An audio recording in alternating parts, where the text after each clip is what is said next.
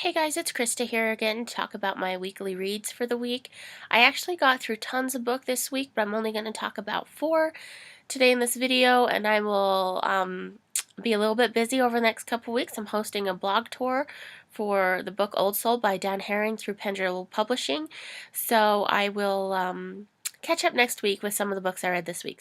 One of the books that I read was Buried by Linda Joy Singleton, and this is the first of Linda's books that I've ever read. It's a goth girl mystery, and it's a story about a girl who is the daughter of a priest, but she likes to be a little different. She's a little bit quirky. She likes to dress the way that she wants to dress, which is more of a goth style, but her personality is really not gothic or emo at all. Except for the fact that she has this weird attraction to find things. And in Buried, she finds this really old necklace on a chair at school, and it kind of leads her in the discovery of a burial ground with baby's bones in it. And then that starts her on the journey of finding out what happened to this baby, and also to get herself out of trouble for not being accused of committing the crime that she has stumbled upon.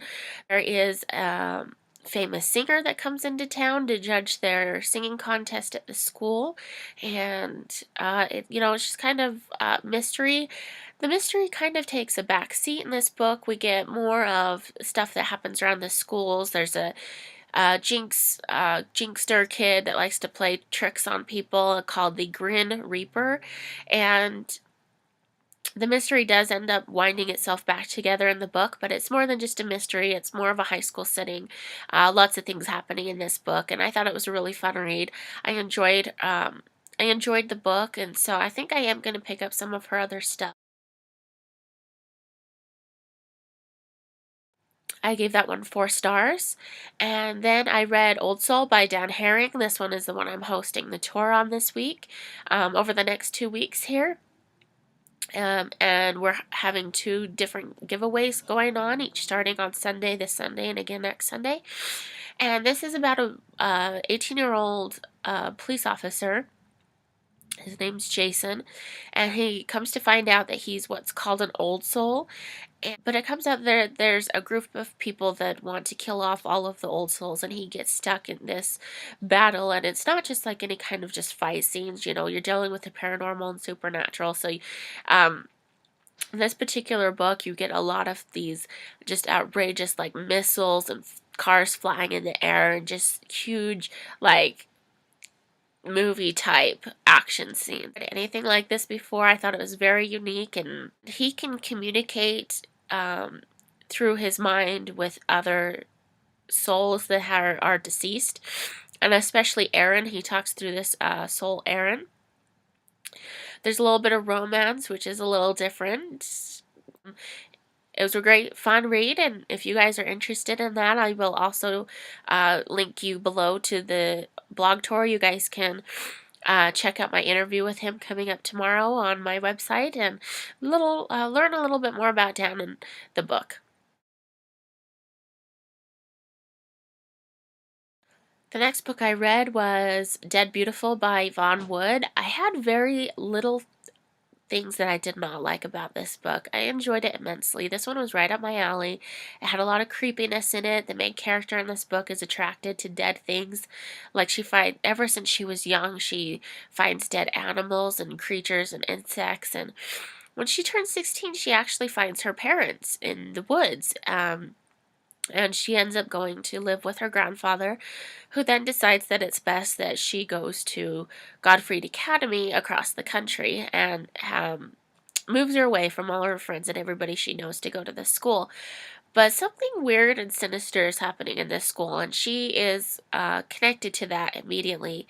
And of course, the hot, mysterious guy Dante that everybody, has the crush on, and luckily, he finds an interest in her, and I love the twist in the story. I thought it was very unique, and I thought it was very well put together, and I like the whole idea, and I'm very, very excited to read the next book in this series, which is coming out soon, I think, like, next month.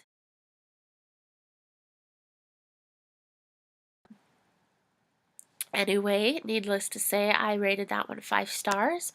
And then the next book I read was Minder by Kaynak,